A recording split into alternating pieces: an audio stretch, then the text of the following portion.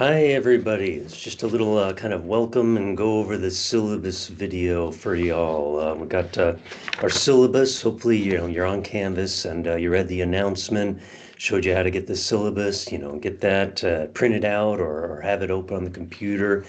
Just follow along.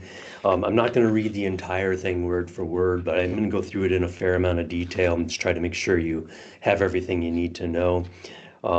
You are responsible for reading the entire thing, letting me know if you have any questions about it. As it says here, everything is tentative and subject to change. That's typically just if I notice some typos or something. And also just kind of like a little disclaimer. As I go over this, there's a lot of kind of like do's and don'ts and policies and consequences and things. And I don't want you to think that I'm anticipating bad behavior on the part of students or that I have a poor opinion of students.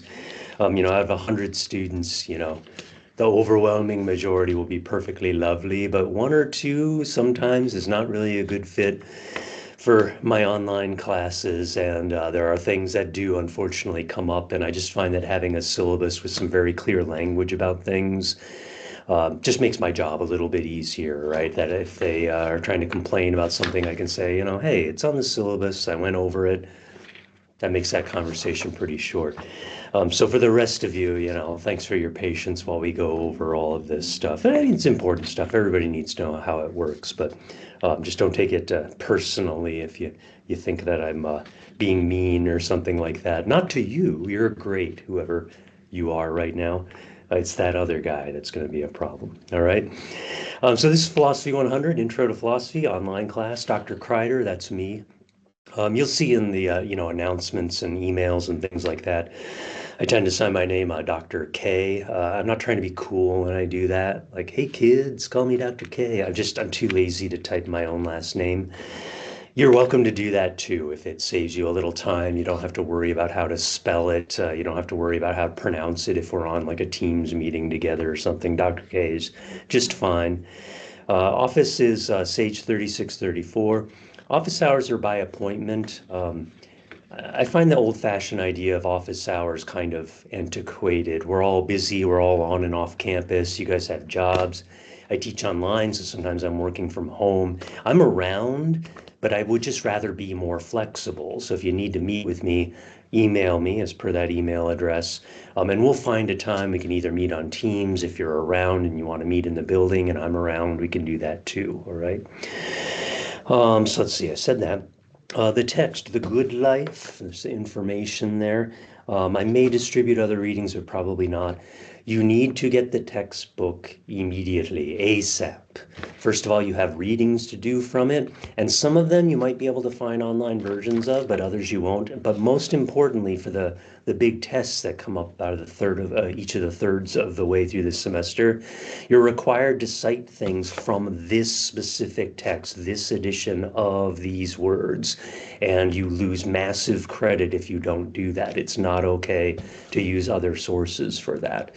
So make sure that you get this book immediately so that when the test rolls around, you can't say, oh, I didn't get it and I need 2 weeks to order it or something. Have it, you need it right away. You especially need it for those tests. You have been warned, okay? Grading breakdown, discussions are 40%, quizzes 30, tests 30. The discussions, there's 19 of them total. I dropped the lowest 3 grades. The reason I do that is because the discussions in particular have very, very strict deadlines. There are strict due dates, and then there are strict closing dates after which you may not post in them even for partial credit. And those are very, very strict, and I don't make exceptions for anybody ever. No, not even you. No, not even for that reason. This is one of those things that comes up every semester. I know that life gets in the way once in a while, and that's why I drop a few. So those very few times when for some reason you really can't get to it, you've got that, right? The discussions, otherwise, I expect them to be due on time by the due date, and then there's still like a window between the due date and when it's just closed where you can submit things late if you need that, but you can't do it after that, right? And don't ask. Somebody's going to ask anyway. The answer would be no, all right? You'll have detailed directions for these when the first one comes up, which will be associated with the first more content-based lecture. There will be very specific directions about what I'm looking for, when things are due, all that kind of stuff. So you'll just read those, let me know if you have questions and get to them, but they're pretty straightforward. It's based on the course content. You answer a question that I ask, kind of telling me your thoughts, and then you respond to some of your fellow students about things, right? On the quizzes, those are worth 30% of your final grade. There's 19. I don't drop any of those. I am typically, for both pedagogical and practical reasons, they have due dates and very strict late penalties, but they don't have the same kind of closing date that the discussions do. So I'm generally willing to take those for partial credit, even if it's a fair amount later. Again, there will be very specific directions associated with the quizzes. And there is, in fact, a quiz over the syllabus, which the announcement that you've looked at shows you. Do read those quiz directions very carefully about due dates and all that kind of stuff. But I don't drop any of those, all right? They're typically just multiple choice questions to see if you did the reading, watch the lecture videos, that kind of stuff. And then there are 3 tests, about a third of the way, each of the thirds of the way through the semester. Don't drop any of those either. They're complete on Canvas, and they're basically kind of short essays where you pick some of the stuff that we talked about in that third of the class, explain it, reflect on it. Pretty standard kind of essay test. Again, there will be very specific directions and deadlines for each of those, detailed directions that tell you exactly what to do when the time comes for those, all right? Grading scale, that's mostly there, just kind of as an FYI sort of thing. Everything gets ultimately converted to a percentage. 90s are A's, 80s are B's, that kind of traditional thing. Grades are posted in Canvas as things come in. Make sure you're taking a good close look at those things so that it's not a big surprise at the end of the semester when you get your grade. And this is one of those things, again, that I know most of you don't need to hear, but somebody always brings it up. You get your grade based on your performance, not on reasons for not performing well. I know sometimes things come up, life got busy or hectic and you didn't have a lot of time and you did your best and it wasn't very good. It happens to us all. The problem is sometimes I have students that basically want me to give them like an A for C work because their life is hard or something, and that's really not appropriate to ask. It's very unfair to all of the other students who did all of the work. Again, I know most of you don't need to hear this, but it comes up more often than you might think. So just to be clear about it ahead of time, right? Canvas and email and Canvas messaging. These are the best way to get a hold of me if you have questions. Do not try to call me. I don't even have a phone in my office, and you don't get to have my cell phone number. I don't like talking on the phone. I don't even talk to my own mother on the phone. She has to email me. I'm not kidding about that. Most of you, if you're in that sort of, 18 to 22-year-old age range, I feel like you guys get it. Like you don't, as I understand it, you don't really like to talk on the phone much either. If you're gonna, you have to people have to text you first and set up a time to call so you know to expect it. I'm like that. I've always been like that. I've been waiting for everyone else to catch up with me about that, right? So you can message me through Canvas or just email me directly. If you do, use your UWO email. The spam filters here can be really touchy, and sometimes they, if it's like a Gmail or a Yahoo or something like that, it'll get thrown in the junk mail folder and I might not see it, okay? Please assume that I'll contact you during normal-ish business hours, and please assume that I might need as much as 24 hours to get back to you. I am good about answering email, but at the end of the day, certainly by 5, maybe a little after 5, I stop checking email. I need to get away from work mentally for a few hours, before bed. I gotta unwind and play Xbox or whatever so that I'm not just going to bed thinking about work and I can't get to sleep, all right? So if you email me in the evening, expect I'll get back to you the next day, all right? All right, let's just make sure I didn't skip anything on page 1 before I move on here, right? If you continue on to page 2, gets into miscellaneous notices and policies. A lot of this you can read on your own, but I do want to point out some especially important things. Like it says, obviously we're using Canvas here, and you're obviously already logged into it. but I just kind of wanted to bring it up here on the screen. It should be sharing now. So I'm recording this video before I've posted it, obviously, because that's the way time works.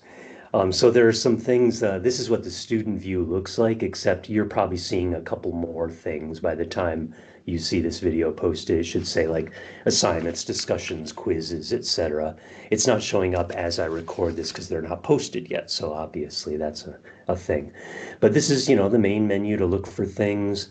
The announcements, obviously, this is where I post, announcements about assignments, your grades there. You'll see assignments, discussions, quizzes. Pages, that's where, as I per that initial thing, pretty much the only thing I can think of that I use this is just to keep the syllabus here. If you need another copy, come get it from here. Please don't email me and ask me to email you the syllabus. And the time it takes you to do that, you can get it from here. And then I'm not constantly emailing people with the syllabus individually. It just saves us all a lot of time, all right? So again, you're already logged on there. You know what all that looks like, right? If you have an accommodation plan, make sure that I've received the paperwork for that. You have to work with the office. Then they send things to me. I review it. I check off on it. By the time you're seeing this, I should have signed off on all of those and probably reached out to people just to kind of touch base. But as the semester goes, if there's something that's relevant to something, each and every time, despite the fact that we've already talked once, like get a hold of me, say, hey, just a reminder about that thing now that that other thing is coming up, whatever it is, all right? The next couple of things, late assignments, etc., may be penalized if accepted at all. This is especially true in online classes and especially true in this class where we have like lots of little assignments that come really fast and you can just get behind way too easily. So I have very strict late penalties built into the system. It's automated. Please don't ask for extensions and things like that. Just make sure you're getting things done on time. And there's no extra credit or you're not allowed to redo assignments for a better grade. You get the grade that you earn on things, take them seriously the first time. If you don't do well, then you just kind of have to take that grade, try to do better on other things, but please don't ask for extra credit, redos, things like that. All assignments must be completed prior to the end of the semester and the submission of final grades. You're not entitled to hand in things after that. Again, most of you know this, but I swear almost every semester, like, mid-December's come and gone, grades are in, we're all done, we've all checked out, we've all moved on emotionally. I take a little break from email over the holidays. I come back after the first, and there's some email that like a student sent on Christmas Day. No, I'm not even making that up. Like, oh yeah, I failed your class because I didn't do half the assignments. Can I still do them? Like, no, you cannot. Like, it's done, it's over. That's the grade that you got, all right? Again, I know most of you know this, but you might be surprised how often people ask that. A lot of these other things you can read on your own. This last one under the miscellaneous notice is the little warning one there. This is a college level class for adults and it's material that's appropriate to that. And some of that is stuff that can be kind of like, I don't know, heavy, man. We talk about some big issues here. This class, it's an intro to philosophy class, and per the text, the theme is the good life. And in order to talk about that stuff, sometimes we have to talk about the bad stuff too and how to cope with it so we can live a good life. One of the topics that a couple of different philosophers early on talk about is death, for example. The grief over the death of a loved one, fear of our own death, etc. And that's not fun to think about, right? But it's important to think about, and it's a perfectly legitimate part of the content of this class. And sometimes the stuff that we read, like it might make you think about things that aren't really fun, that maybe you don't want to, that maybe make you uncomfortable. If that's the case, please feel free to reach out to me. I will lend an ear. If there's some support services you need, I'll make sure that you get in contact with it. But what I have had a couple of times lately is students who think that if something makes them uncomfortable, then they are allowed to kind of opt out of it, not be tested on it, get a buy on those assignments or something. And then that's not the case. Obviously, again, that's grossly unfair to the other students in the class. Right? I'm thinking about a particular student who the death topic said, oh, I lost a relative recently and I'm really upset and I can't concentrate. So can I just not read this stuff? Can I not take these tests? And that was not okay, right? And so what we did is we actually talked about it. We figured out some strategies for how to kind of work with that. And she did just fine on everything, by the way. And what was interesting, this was in my face-to-face section of this, where at the end of the semester I had them do some in-class writing where they reflect on the semester. And after a couple months had gone by, she actually chose to write about that topic and how much it helped her to actually read and think and discuss these topics, right? And that never would have happened. It wouldn't have helped her if I just said, oh, yeah, you don't have to look at that stuff, right? So again, I'm very sympathetic and you can absolutely talk to me about stuff, but I swear everything in here, like there's nothing in this class that's going to get me fired or arrested or anything, I promise. It's all perfectly appropriate adult level college stuff.